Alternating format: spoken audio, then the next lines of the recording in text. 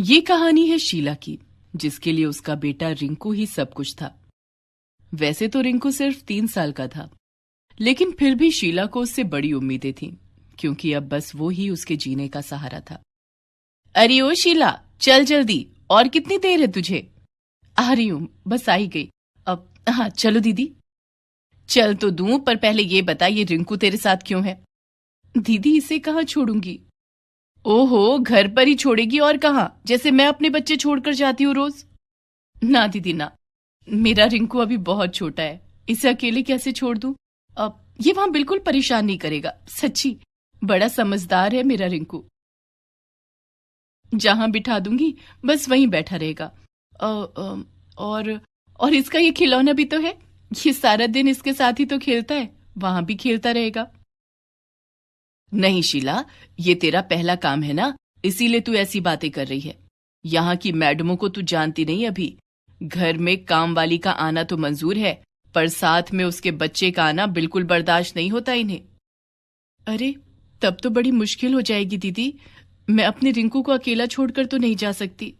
अब क्या करूं मैं? तू परेशान मत हो, ऐसा कर, इसे मेरे घर पर छोड़ दे। मेरी बड़ी बेटी मीना है वहां, अपनी छोटी बहनों के साथ साथ इसे भी संभाल लेगी। लेकिन दीदी अगर ये रोया तो? बच्चे तो रोते ही हैं और फिर चुप भी हो जाते हैं।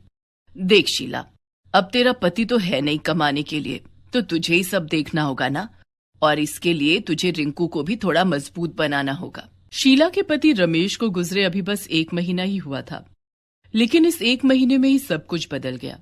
घर में जो भी पैसे थे वो रमेश के अंतिम संस्कार और फिर 1 महीने के खाने पीने में खर्च हो गए।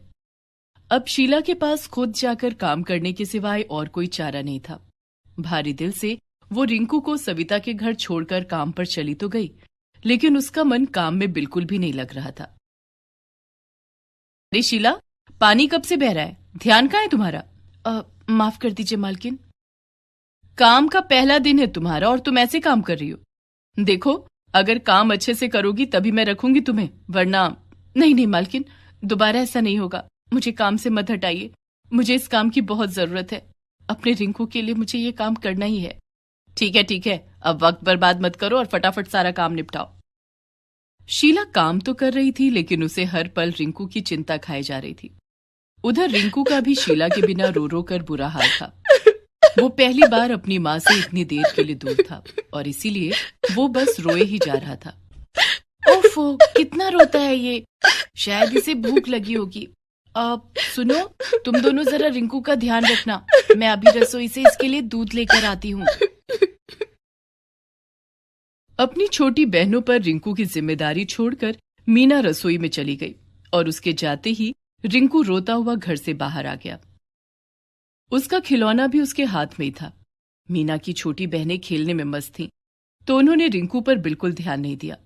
3 साल का मासूम रिंकू रोता हुआ मेन रोड पर आ पहुंचा, जहां बहुत तेज ट्रैफिक चल रहा था। वो रोते हुए बस अपनी माँ को ही पुकारे जा रहा था।